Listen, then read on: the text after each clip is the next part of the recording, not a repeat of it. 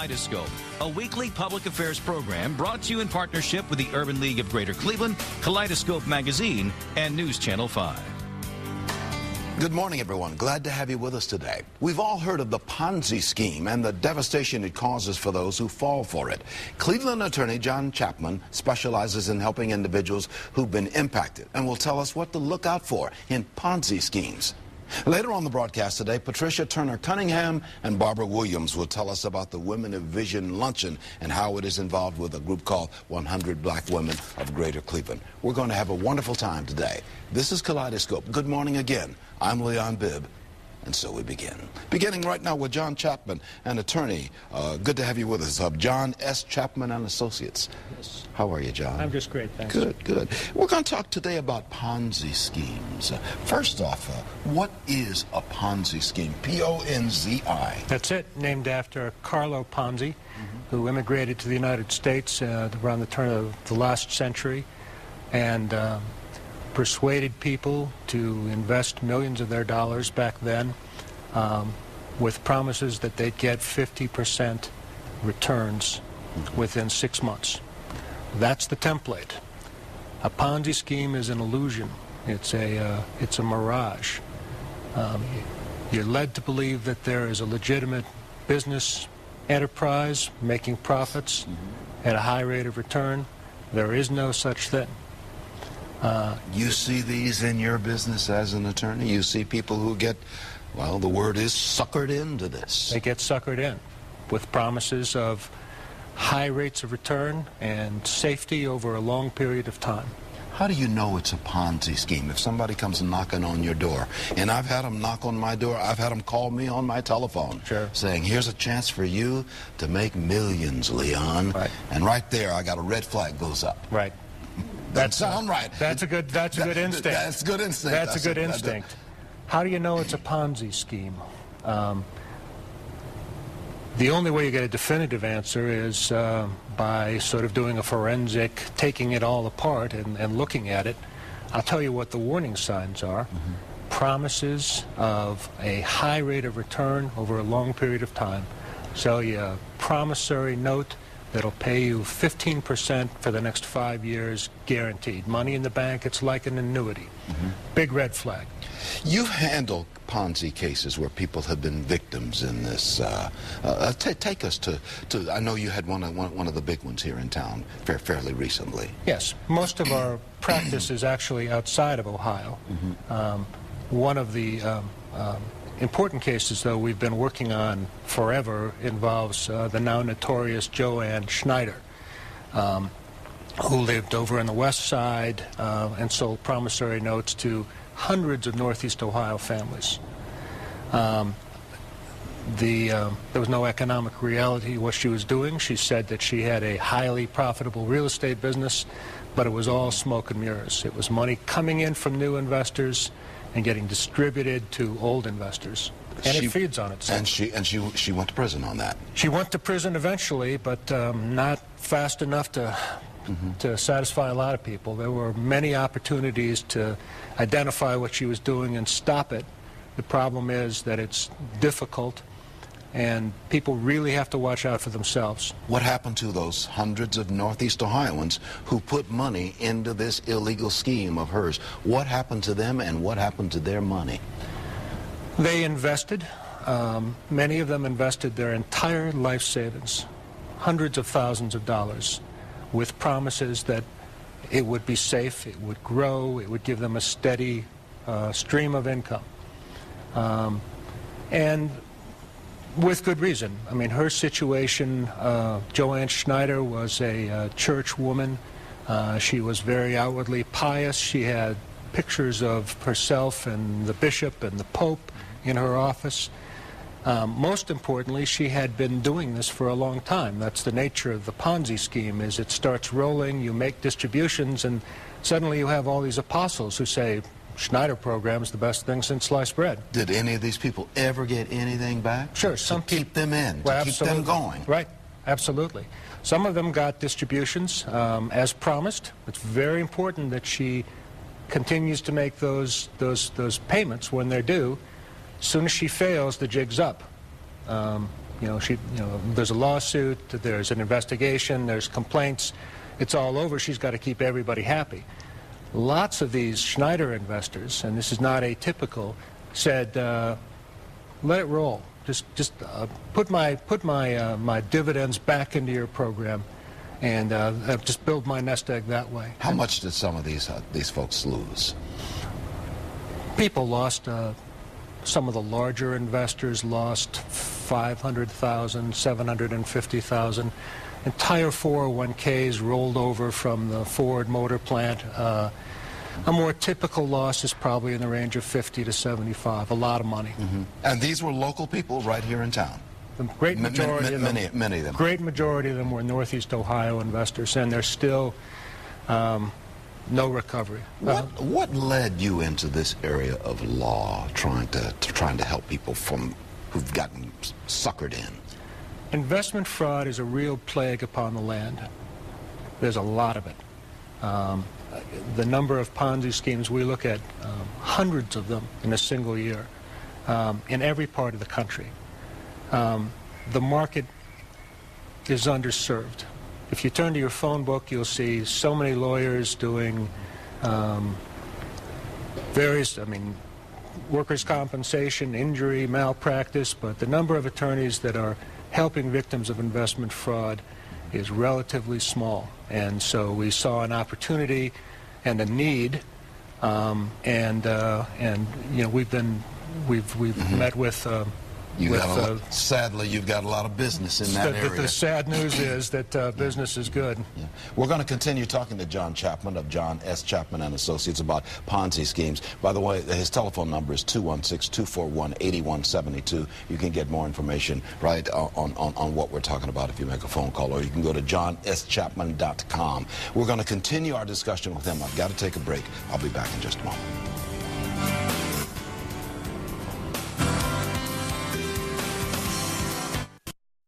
Welcome back to more of Kaleidoscope. We're talking today to John Chapman, who specializes in helping individuals who've been victims of what's called Ponzi schemes, and he's been explaining to us how to recognize financial scams and how to protect yourself from financial scams. How do people get sucked in to these financial scams, John? It's an extraordinary thing. The stereotype might be that a Ponzi scheme victim is somebody who's greedy or stupid. I will tell you that most of our clients are neither of those things. Most of our clients are people who are using their very best instincts to try and make a good and careful decision. For instance, my firm represents about 150 federal government employees, mostly FBI agents who were burned in a Ponzi scheme. FBI agents? FBI agents burned by a government contractor by the name of Wayne McLeod. The most suspicious, highly educated, trained, disciplined demographic you can imagine, FBI agents, and they were taken for over $40 million. So we represent those individuals in various cases. What happens? You think about families that are so careful they drive to the next suburb to get 10 cents discount on gas, or spend an hour looking for a cheaper plane ticket. Right. They make a decision about how to invest their savings, often in a half an hour, based upon a conversation just like this, with back and forth. And what does the crook have? The crook has, he is a salesperson, a consummate salesperson. He has, for instance, in the case of Joanne Schneider, she has an affinity, that being her religious character. That is something that's often played on. And she played that part. Pictures with the Pope. She played that card relentlessly. And oftentimes the Ponzi schemer has wonderful professional credentials. Yeah. Frank Gruttadaria, for instance, of Cleveland, was affiliated with a very well-regarded investment house. And he had suckered in a lot of people. Gruttadaria did. A lot of well-known people in Cleveland, even in political circles, got sucked into his scheme. That's exactly right. And people, I think, are a little intimidated about investments, and they think that it's something that it's somehow not something they can come to terms with and they can understand. They want to trust the person, the professional, based on the instincts they use every day as to whether or not somebody's trustworthy, and it's a big mistake. Your instincts will mislead you. We've got Schneider, we've got Bernie Madoff, we've got Frank Grutterdorfer. What can the state do to help stop this kind of fraud?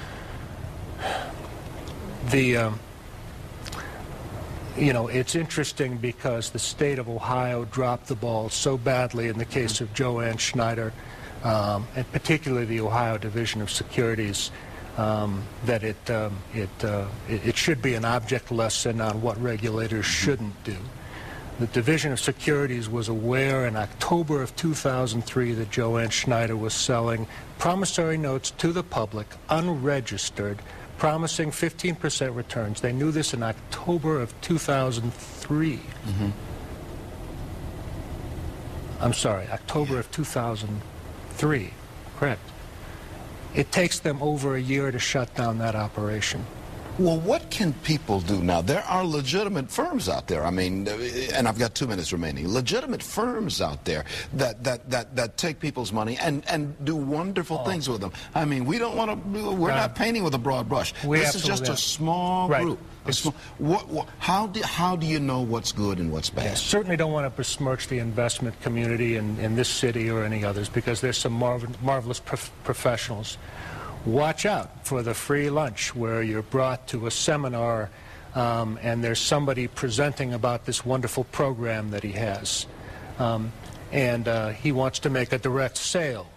Watch out for promises of high rates of return over long periods of time. Watch out for somebody who's urging you to invest all of your life savings or 50% of your life savings in this program because it's so safe. Ask yourself the question, why is Joanne Schneider willing to pay me 15% interest for her real estate when she could borrow from a bank at half of that? Ask that question. Ask the person who's recommending this investment to explain the deal to you like you were a 10th grader in high school. Break this down for me. How does she... How can she possibly promise to pay me that rate of return reliably?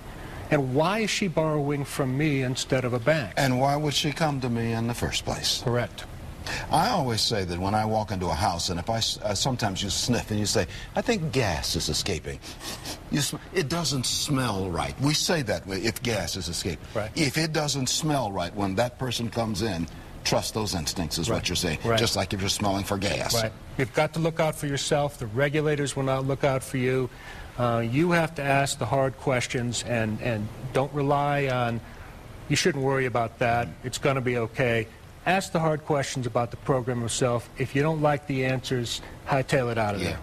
John Chapman, attorney with John S. Chapman and Associates, who is talking about what to look out for Ponzi schemes. 241-8172 is the telephone number, as you see at the bottom of the screen in the 216 area code. We're going to have you back, John. We're going to have you. Thank you so much. We appreciate you being with us. Thank you so much. Stay with me for just a second. I'm going to take a break. I'll be right back after this.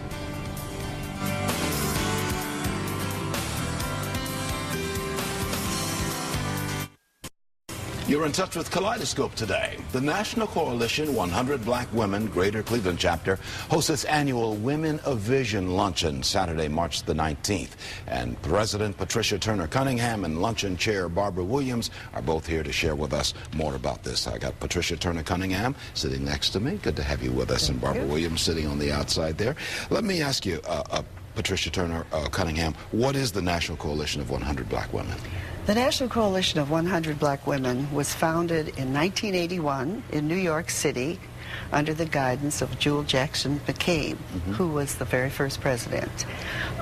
Basically, what they were doing as young women, their concern was empowerment for African American women and girls. And today, the mission of the National Coalition of 100 Black Women, internationally, nationally, is to focus on gender equity in the areas of health, education, and economic development for African American and girls as well as other women of color. That is noble work indeed. Barbara Williams, you're chair of the Women of Vision Luncheon. Now what's this is all part of the National Coalition of 100 Black Women. Correct. What's the luncheon about? The luncheon is about recognizing women locally who we consider to have done great things in the greater Cleveland, northeastern Ohio area. And we recognize these ladies with a luncheon, and they are saluted. They give us the presentation on what they have done, and it's just a wonderful opportunity to come out and share in the success of so many great women who have been through the city of Cleveland in many different ways. As we often say, it's good to give people flowers while they can still smell them while they're still here. Exactly. Now, this luncheon is going to be March the 19th, Saturday, March the 19th, at the Executive Caterers at Lander Haven. Yeah? Correct. There's a scholarship component in this, Pat. Tell me about that. Yes, the Margaret R. Barron Scholarship Fund, which is named after our founder, our Cleveland chapter founder, is we present scholarships to high school seniors in the Cleveland area, and we talk to them and interview them and look at their needs. And this is to help them as they step off to colleges and universities. Exactly. Yeah.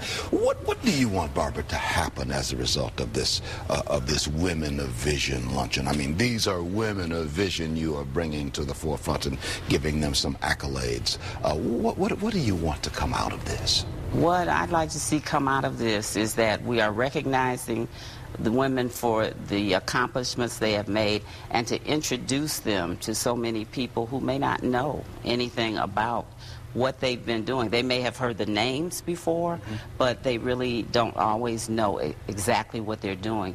And we recognize them because whether they're there every day or silently in the background, they're doing things. And we hope that our young people will be able to see this and latch on to that and want to grow and be like some of the ladies that we've honored. Can you say who some of the women of vision are who are going to be? Yes, we've honored, our first honoree was Dr. Jerry Sue Thornton from Tri-C. We've honored the late Arthur Woods. Certainly. And we've had the late Congresswoman Stephanie Tubbs Jones. More recently, last year, our honoree was your own Danita Harris. Danita Harris from Channel 5. That's right. Who was woman. very inspiring for all of us. And next, we're going to be honoring Dr. Daisy Alford Smith, who is Chief Executive Officer of the Girl Scouts of Northeastern Ohio. What is it about Daisy Alford who has brought something special? Pat, what is it about her, this year's honoree? Daisy has an amazing career. She has been involved at so many levels, internationally as well as locally. Right now, as the Chief Executive Officer of the Girl Scouts of America of Northeast Ohio, she has brought a whole new dimension to the Girl Scouts. I mean, we think of the Girl Scouts as selling cookies, but that is no longer the concept. What Daisy has brought to the table is these young women are involved in many leadership activities, so it has taken on a whole new focus under her leadership. So it's going to be Saturday, March the 19th. Starts at 11 o'clock. Here's a little bit of information on it. It's going to be at the Executive Caterers at Lander Haven. That's in Mayfield Heights. And is there a ticket cost to go? Yes, tickets are $45 per person. And for that $45, you get so much, though. Yes. You do. get so much. You were talking about a raffle, too. This is a fundraiser, too. Yeah, this year we're going to introduce something new, a Chinese auction, which is similar to the silent auction, but with this, everybody has an opportunity to win what they select by purchasing tickets and dropping them in the hat that we will have available for them. That's going to be a real exciting piece that we're adding this year in support of our scholarship fund. I've got a phone number on the screen. It is 216-831-2990. As you see at the bottom of the screen, more information. People can call there and get their tickets that way as well? Yes, they can. Are tickets available at the door?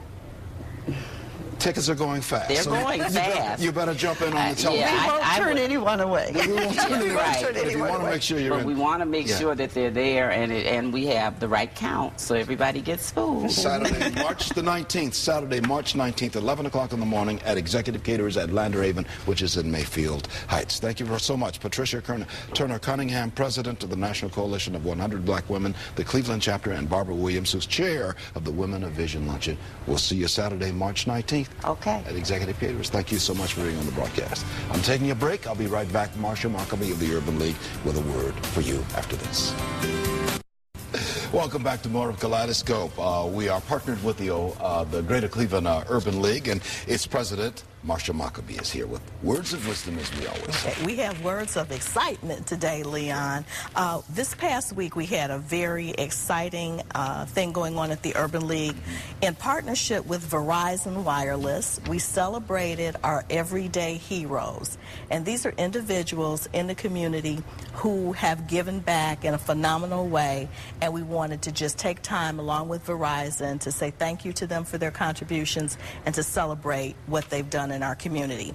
So we have, I want to give a shout out to these people. Shout out to the everyday heroes. All right, Rodney Brown, Barbara A. Williams, Anita Carter, Janie Mixon, Stephanie House, Gail Reese, Rhonda Wheeler, Mike King, Darnell T. Brewer, Ruby Kerr, Maisha Wilson, Scott Imbacher, Antoine McKinney, Ruth Gray, Daryl L. Gibson, Ralph Spots, Michael R. Arrington, Alexandria Boone, Sister Carol Moore, Yvette Jackson Clark, and James M. Talton. All Everyday great folks. heroes. All great. I know great just things. about every one of them, too. All Absolutely. great people. And Yes. what you want to do is you want to give honor to these people and let them know, thank them for what they do in the community. Yes, we had a great reception celebrating everyone, and 3 people who we can't talk about today received special honors, so we'll talk about that a little bit later. Okay, all right. Well, things are going well for you at the Urban League? Things are going well. We'll have some pretty exciting announcements coming out in about 2 or 3 weeks.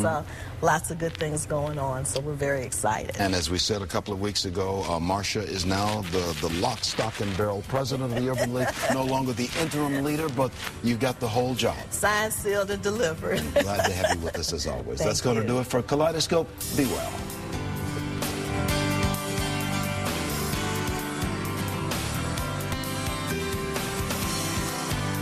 Kaleidoscope, a weekly public affairs program brought to you in partnership with the Urban League of Greater Cleveland, Kaleidoscope Magazine, and News Channel 5.